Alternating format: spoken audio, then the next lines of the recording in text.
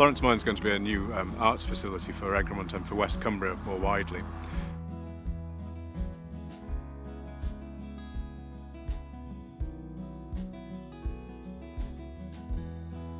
There's been a wide variety of projects as part of that. We had Jeremy Deller and Alan Kane.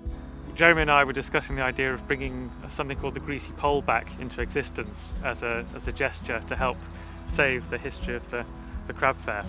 And that turned into Simon asking us, Grizedale Arts, if we would basically design an art programme for the town.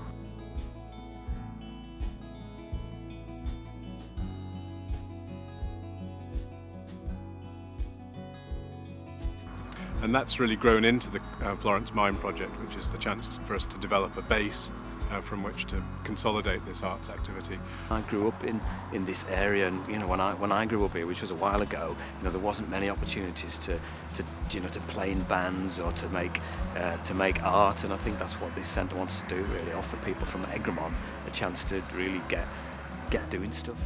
Important because it can bring together creative people in an area where there's a lack of creativity and a lack of things to do. It provides something for people to do and something for the community. Matt Dew, he'll be working with us over the next 4 or 5 months, initially on a workshop to make pigment from the ore at the mine. The first event here at Florence, under its kind of new arts centre guise, a paint and pigment workshop with Pip Seymour and Rebecca Wallace-Jones. They're like pigment and paint experts and all-round colour gurus, really. So yeah, I got them in to start things off. Well, we're trying to revive the idea of being able to use pigment from Florence Mine back into the art materials industry and the paint industry.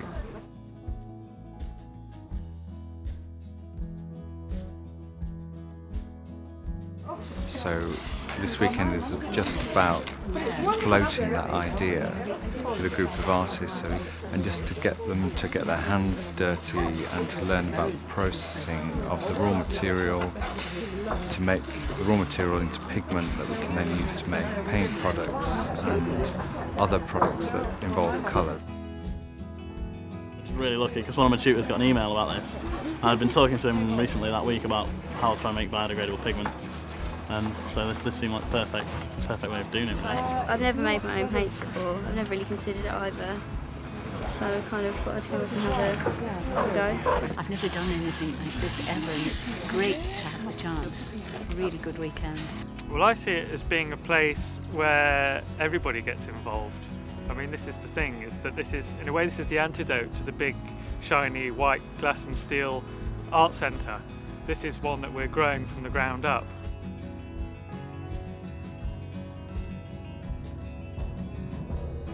My ideal vision for it would be kind of full of bands and music and exhibitions and studios and artists and gardening and food and basically all cultural life. I think it gives people a really sense of identity with the place that they come from, with something that's so sort of unique, like this colour. If anybody knows Egremont and the surrounding areas, we're quite an industrial area. And probably the cultural side of the area is something that happens on a weekend, happens on the odd day. It's never been seen as something that can create jobs, something that can give so much back to the local community. And there is so much potential here. We just need somebody just to help us tap into that. The interesting thing about Egremont is it is quite a creative place, but people don't really recognise that what they do is creative. And I think part of the function of this building is to bring that to the surface of the community. It's a fascinating collaboration, this, because we've got Grizedale Arts, who are quite a cutting-edge contemporary visual arts organisation, who've come in to what's a small market town, which you might think might have quite conservative values, but they've come in and they've worked with the people of Egremont to create what was called Creative Egremont. It makes a big difference the fact that there's a bit of public funding there, I think. I mean, us putting in the grants lottery funding that we put in meant that we could attract all the funding on top of it as well.